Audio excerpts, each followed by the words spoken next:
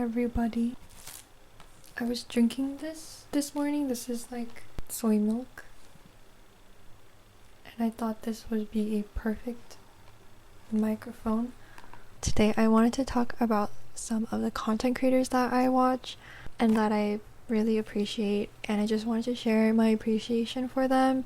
I made a list. There's only a couple, like maybe 4 or 5. I also feel really refreshed when I see these people and what they're doing online, because I feel like social media can be a very weird place these days. I guess this is my list of people who make it worth it for me to not delete all of my social media. These people make the internet a better place to be, I think. Also, that being said, I also have to say I do not know everything about them, so what I know about them is just what they post online, so that should also be taken not too deeply. But yeah, the first person I have on my list is Honest Kitchen. Her last name is On, so it's like AHN, and then it's like Honest Kitchen.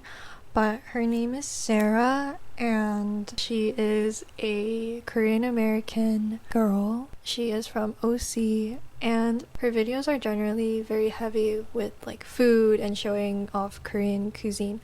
But almost all of her videos, her mom is in it, and she basically just shows off her mom's cooking, and I feel like what I said just doesn't do justice for summarizing, but I personally love how it's not like perfectly curated to look like it's like broadcasted or anything. It's just very raw and natural. Sarah, the daughter, does a really good job of just taking her audience through everything that her mom does with her cooking and like why she does certain things, and even the history of like different side dishes. But this is only a part of it because she also does share a lot about like her family background, and very informative. But she literally talks about everything, like from her dog's vet appointments to like how she's looking for a therapist. She's very good at storytelling. It's just interesting to me because I think she lives a pretty typical Korean American girl life, but the way she tells her stories is like just so engaging and very informative. She is also an excellent writer, which is where I think her storytelling comes from. Recently, she also came out with a cookbook with her mom. I wish I had it, but I do not. But she is just skilled at sharing stories, I think. I think growing up, I was really into just a lot of like fashion and beauty creators, but I feel like nowadays I'm like kind of getting sick of that, and I'm leaning more towards just watching real people share real stories that are interesting and fun and uplifting. Yeah, that is Honest Kitchen. The next person, I hope this is not too random, but the next creator is POV Husband. You might have seen his content before. He has 2.9 million followers on Instagram.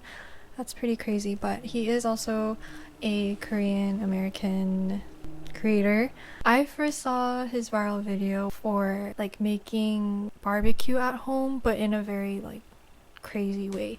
Again, I can't really sum up the craziness that is his Instagram, but for his content, I think it's just very funny, but also very wholesome at the same time. He is a whole Korean dad, and he basically just makes a lot of dishes for his wife and kid, but he does it in a way that's very unique, also very innovative and creative. I've noticed that his captions are really long, like he just takes us through everything. I've seen his videos floating around my feed a lot, but I think I only started following him when I read about like his whole story of like how he even started content and how he wanted to work so that his wife didn't have to work, and so he just worked diligently, and how he shares that, but not in like a prideful way. He's just telling his story of like where he was and where he's at now. His videos I would just watch if I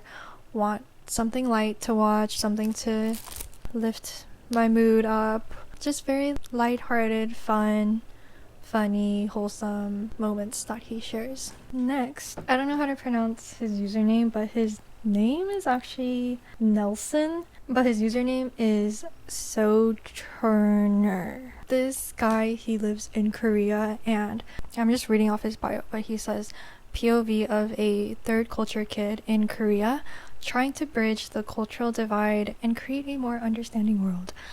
I realize all the people I've mentioned so far are Korean. I think I just watch a lot of Korean content creators because I am Korean, and I feel very connected hearing about like similar experiences. And this guy is also an English-speaking Korean, but he actually lives in Korea. So he also has many viral videos. His videos are very lighthearted jokes about Korean culture and like just the differences and appreciating also the differences. I think for him too, he's really good at just being genuine and just sharing who he is as a person while making fun and lighthearted content. He posts a lot about like his experiences living in Korea. He's also very, very informative about what you should know about things before traveling to Korea, or even if you want to live there. And there's also a couple of videos where he's speaking in Portuguese and English and Korean, so I just think that's cool. And I always send these to my boyfriend because my boyfriend is also Korean American Brazilian, so I just think that's crazy because I don't think I've met too many people that have all of those three backgrounds combined.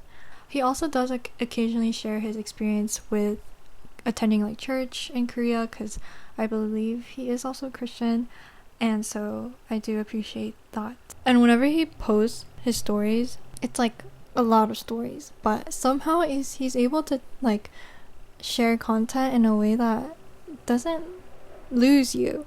The three past ones I've mentioned were mostly like Instagram content, but these next two are more towards YouTube. Something I realized is that I actually don't watch too much YouTube. I don't know why, but I don't watch too much of it. But whenever these two people post, I do find myself watching their videos. So the first one is Kotonograce. She is a creator living in Tokyo, Japan. She's also a like fluent English speaker, so in a lot of her videos she's speaking in English. I think she is my favorite YouTuber as of now because the way she like films and edits and tells her stories are so amazing. The subject of her videos are mainly just her life in Japan or traveling or showing cool things that she made, but she is very good at telling those stories and using video as like a real medium of art.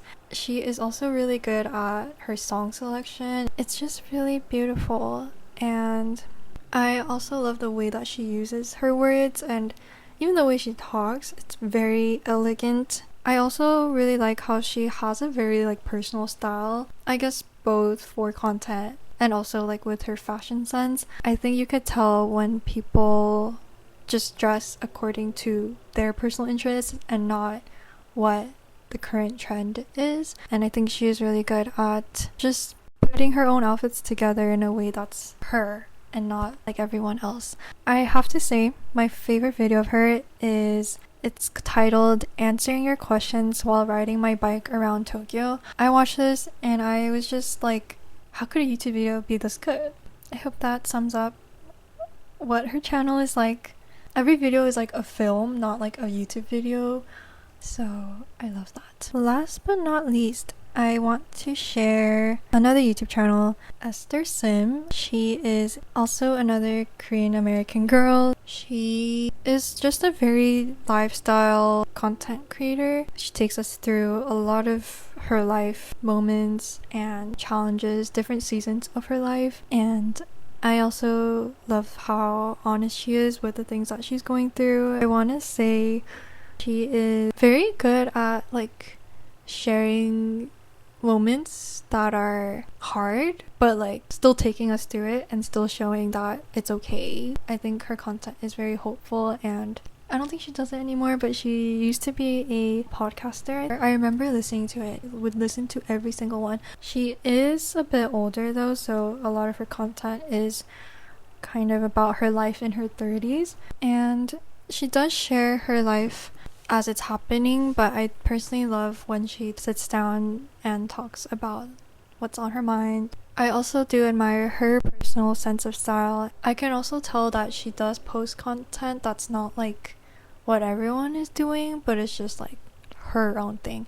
I think I love watching people who are just true to their own story but are able to share and reflect on their experiences in a way where the audience can also receive and take away from it. And I guess some key themes are a lot of these content creators are very uplifting, hopeful, but also raw in their struggles and pains and just difficult moments.